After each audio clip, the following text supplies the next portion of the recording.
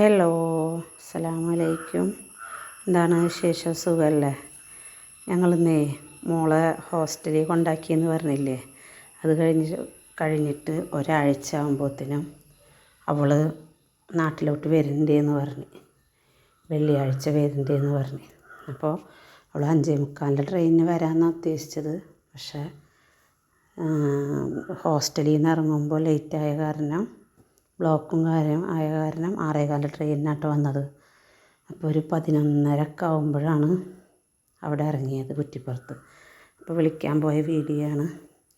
പോകുമ്പോൾ നല്ല മഴ ഉണ്ട് കേട്ടോ, മഴ ഉണ്ടായിരുന്നു. അങ്ങനെ ഞങ്ങൾ കുറ്റിപ്പുറം റെയിൽവേ സ്റ്റേഷൻ്റെ അവിടെ എത്തിയപ്പോൾ ഒരു ചായയും ഒരു ആംപ്ലേറ്റൊക്കെ കഴിച്ച് ഞാനും മോളും ഇക്കയും കൂടിയിട്ടാണ് വിളിക്കാൻ പോയത്. പിന്നെ ഞങ്ങൾ താഴത്താണ് വണ്ടി നിർത്തിയത്. അവൾ ഒരു 11:30 ഇറങ്ങിയപ്പോൾ ഞങ്ങൾ വിളിച്ച് പറഞ്ഞു വരുന്നുണ്ടെന്ന് പറഞ്ഞിട്ട്. അപ്പോൾ പിന്നെ ഞങ്ങൾ നേരെ അങ്ങോട്ട് കയറിയിട്ടാണ്.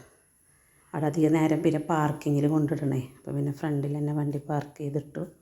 അവിടെ നിന്ന് ഒരു 5 മിനിറ്റ് കഴിഞ്ഞപ്പോൾ അവൾ വന്നു കേട്ടോ.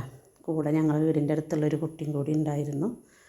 അപ്പോൾ അവളെയും ഇവളാദ്യം വന്നു. അത് കഴിഞ്ഞിട്ട് പിന്നെ ആ കുട്ടി കുറച്ച് കഴിഞ്ഞിട്ടാണ് വന്നത്.